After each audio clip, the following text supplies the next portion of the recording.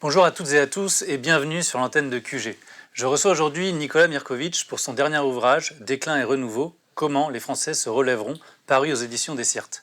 Un livre au constat sévère mais juste sur le déclin français, la captation du pouvoir par une hyperclasse mondialisée et l'effacement de notre souveraineté au profit d'institutions supranationales.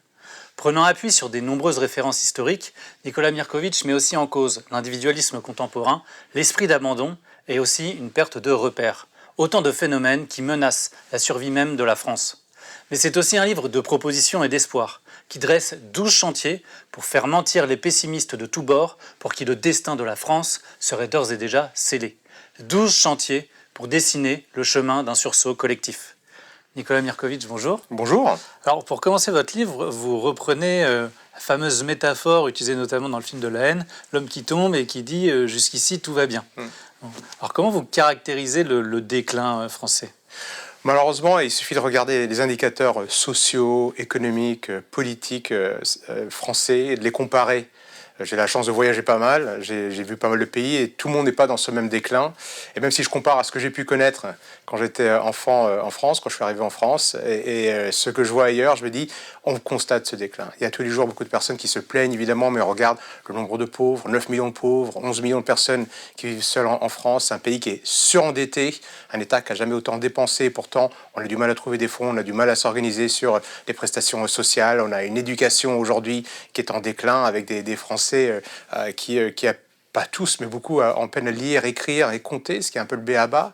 Et on voit une espèce de délitement de la société, et c'est ce qui me fait le plus peur. C'est le fait qu'aujourd'hui, on rentre dans ce qu'on peut appeler l'anomie, c'est-à-dire qu'il n'y a plus de lien entre les personnes, et au fur et à mesure qu'on voit cette société évoluer, avec de plus en plus de criminalité, de violence, tous ces indicateurs qu'on évoquait tout à l'heure, eh bien on voit que les gens, plutôt que d'être soudés et d'affronter la difficulté, ce que les Français ont su faire dans le passé, ce que tous les grands peuples savent faire, eh bien aujourd'hui, plus ça va, plus les temps sont difficiles, plus les Français sont isolés, s'écartent les uns des autres ou se divisent entre eux, à un moment où, au contraire, le peuple français doit puiser dans ses ressources pour sortir de cette épreuve. Et aujourd'hui, on a en plus à la tête de la France une élite, une classe dominante qui se fiche complètement du reste du pays, qui continue de faire s'enfoncer la France. Et je reprends des indicateurs. Souvenons-nous que dans les années 80, la France était encore parmi les 5 puissances les plus importantes du monde. Alors, il n'y a pas que les critères économiques, mais aujourd'hui, on est 10e et on est en train de décliner. On n'a pas fait les investissements qu'il fallait au temps voulu. Et aujourd'hui, maintenant, on se fait déborder par d'autres puissances et d'autres des puissances étrangères ou privées qui sont en train de choisir quel est le destin qu'on va suivre. Et donc forcément, tout cela est très mauvais pour tous ceux qui sont un peu attachés à la liberté en France. Oui, c'est ce qui est intéressant dans votre livre, c'est que vous avez vraiment une approche holistique. C'est-à-dire que vous parlez des indicateurs économiques, mais vous parlez aussi de la place géopolitique de la France dans le monde, qui a perdu son influence, qui s'est largement arrimée ou même vassalisée à la puissance américaine. Vous parlez de l'état de l'éducation nationale et du niveau scolaire, de l'insécurité aussi. Et c'est vrai que c'est assez rare en fait qu'on ait un auteur qui vraiment va essayer de capter tous les domaines dans lesquels, effectivement, la France est en train de décliner, de s'effondrer, et avec un fil conducteur que vous soulignez, qui est le délitement et cette espèce d'esprit d'abandon que vous invoquez dans le livre, où il n'y a plus de lien entre les gens. Et finalement, c'est pour ça que vous l'avez écrit. C'est pour essayer de redonner de l'espoir et créer un sursaut. Parce que moi, je n'étais pas obligé de vivre en France. J'ai fait le choix d'habiter en France parce que j'aime la France. Ma famille ici est française et j'élève mes enfants tout en gardant mes origines serbes, mais j'élève les enfants à la française. Et je veux rester ici, je m'investis dans ce pays que j'aime et que j'ai dans le cœur. Et ça me désole de voir que des Français qui sont eux là, qui n'ont pas fait le choix, qui ont toujours été là, abandonnent. Le projet France désespère, ne connaissent pas leur histoire, ne se posent pas les bonnes questions, tombent dans le panneau qui nous est des pièges qui nous sont tendus par un système qui clairement ne veut pas notre bien. Parce que s'il le voulait, eh bien, on l'aurait aujourd'hui. La France a toutes les ressources nécessaires pour être un pays de cocaïne. Véritablement, les Allemands disent glücklich wie Gott in Frankreich. Et quand ils disent heureux, c'est heureux comme Dieu en France. C'était une expression allemande parce qu'on avait ça. Je ne suis pas un nostalgique. Je ne dis pas qu'il y avait un âge d'or de la France et que depuis tout est terminé. Mais je dis, si on se retrousse les manches et il faut bosser, eh bien on a de tout dans ce monde multipolaire qui est en train de se mettre en place. On a tous les éléments nécessaires pour être heureux, mais il faut travailler. Il faut aller chercher. Et donc, du coup, ce que j'ai voulu faire, c'est donner un message d'espoir. Dire, écoutez, la France, on a connu d'autres. Il suffit d'ouvrir un livre d'histoire pour voir que la France, à travers les temps, a eu de l'invasion des Anglais, il y a les Armagnacs, les Bourguignons, les Français qui se battaient entre eux, les catholiques, les protestants. On a une révolution. Si vous prenez la période entre la fin du 19e et le début du 20e, on a une révolution, on a 2 monarchies constitutionnelles, on a 3 monarchies constitutionnelles, 2 républiques, 2 coups d'État, 2 empires, et on finit occupé par les Prussiens. Donc, si vous voulez, quelqu'un qui aurait vécu à cette époque-là, on avait de quoi dire, la France est terminée, c'est fini, et pourtant, eh bien, on se retouche les manches. Gambetta et Freycinet sont capables de lancer les corps francs contre les Prussiens. Et lors de la Première Guerre mondiale, la France récupère l'Alsace-Lorraine et il y a de nouveau une espèce de sentiment d'unité nationale. Donc ça, c'est l'histoire de France. Michelet l'a dit, Bainville l'a dit, que quelles que soient vos opinions politiques, c'est l'histoire de France. Et donc, on est dans une période de crise.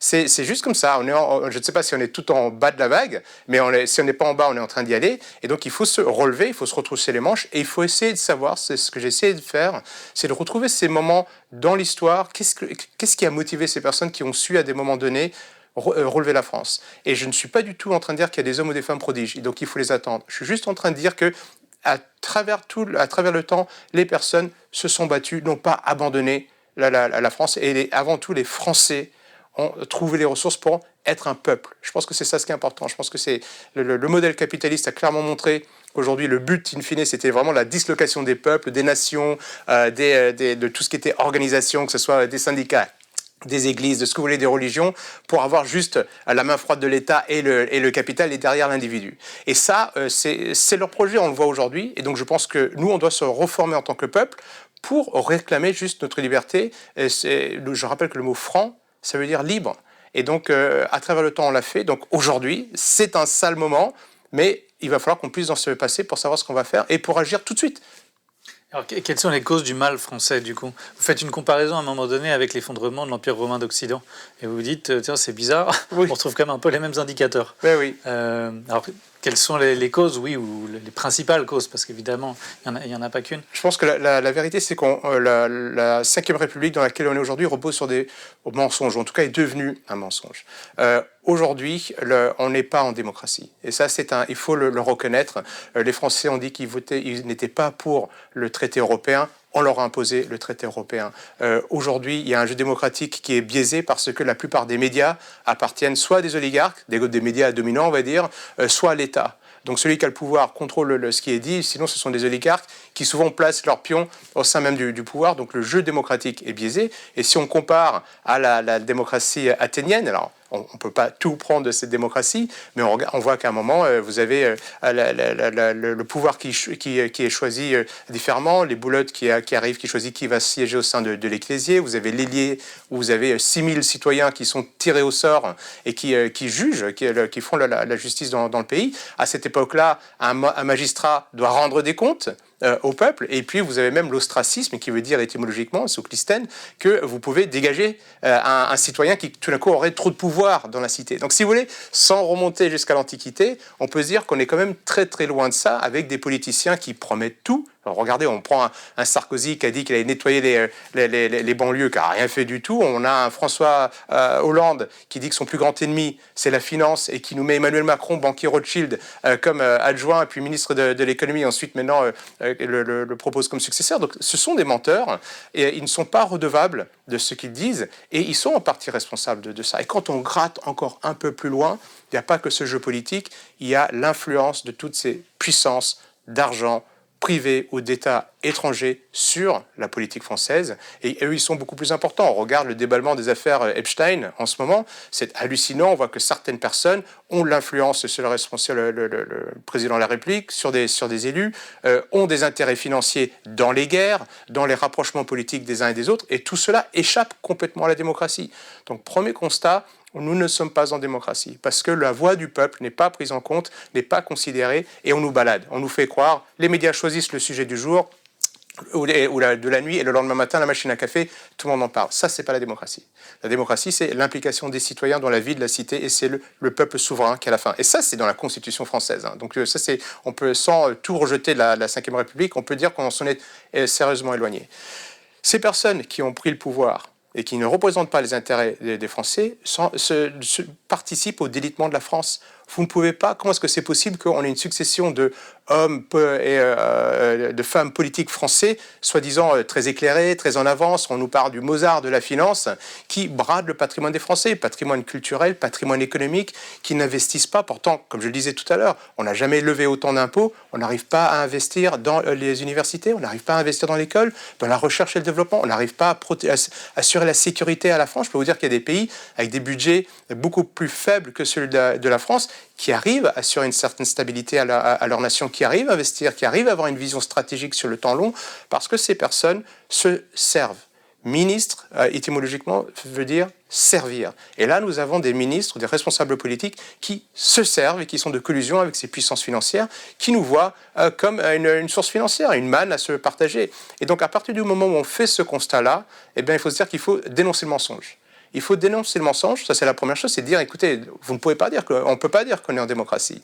Tout indique le contraire. Alors qu'est-ce qu'on fait maintenant ? Qu'est-ce qu'on fait maintenant pour sortir de cette situation ? Il va falloir qu'on reprenne ce pouvoir. Il va falloir qu'on arrive dans ce que Vilfredo Pareto appelle la circulation des élites. Il va falloir changer ces soi-disant élites qui ne sont pas des élites. Ce sont des personnes qui sont arrivées là, ce sont des experts du système. Ils comprennent comment marche le Monopoly. Ils ont placé les bons pions au bon moment et ils savent comment récupérer les quartiers qui rapportent beaucoup d'argent et laisser le reste à ceux qui passent tout le temps à payer des rentes.